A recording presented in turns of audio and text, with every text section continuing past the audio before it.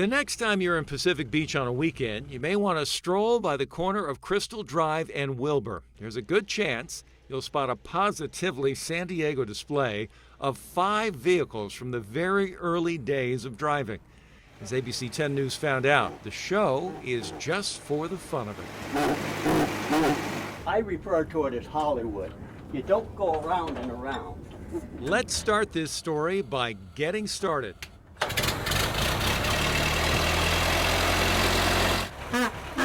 A quick check of the horn, and we're off for a little spin in a 1913 Ford Model T. And how many gears are there? The 2. Oh, just 2 gears.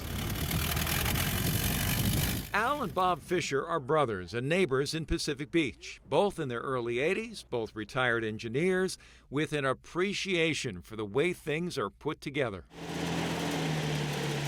Quite a simple engine. A little 4-cylinder engine with a coil for each cylinder to fire it.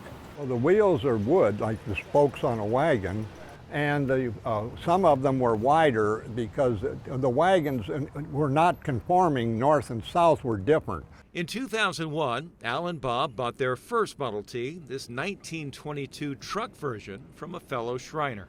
We paid him, about $4,000 for it. And how much did you put into it to get it restored? Probably $30,000. And just like the sign says, Al and Bob had caught the bug known as car collecting, or more accurately in this case, horseless carriage collecting. They're licensed by the state of California.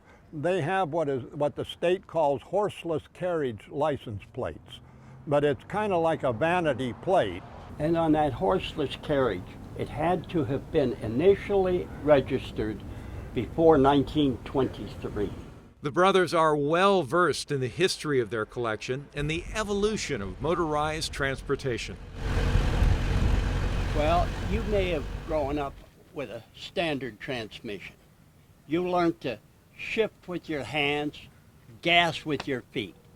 This car, you gas with your hands and you shift with your feet.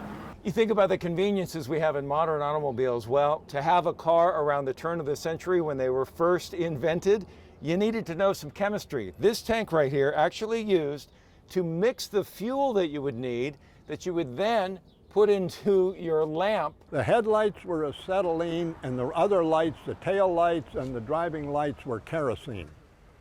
They burned with a wick. And if you were taking your early 1900s car out for a date, you might have been using this special feature. In the day, it was improper for unmarried couples to be out alone, so they built it with a chaperone seat on the back for the chaperone to ride in. All of the vehicles run and are street legal with a top speed of around 40 miles an hour.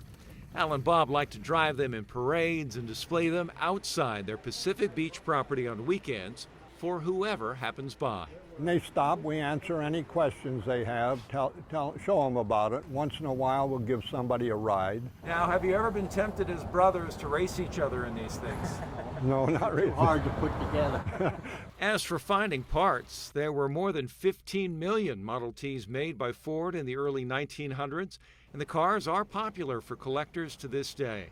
So Al and Bob say they were able to find most of the parts they needed to restore their vehicles without much trouble. In Pacific Beach, Jim Patton, ABC 10 News.